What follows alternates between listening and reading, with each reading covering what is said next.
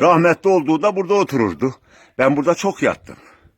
Ne hissediyorsun? Yıllar sonra geldin nenemin evinin kapısına. Böyle bir. Ama bu kapı açılsa da gitsem geçsem orayı ne olur? Neneğin elleri vurdu, neneğin ayakları gezdi. Ey gidi baktım kurban olayım. Gezemezsin ki, üste çıkamazsın. Canın sağıracak ki gezesin ha şimdi. Kalblası bir gezerdin şöyle. Vallahi. Özledim. Hep beni tanıyorlar. Hep seni tanırlar canım, hiç sorun yok. He. Biliyor.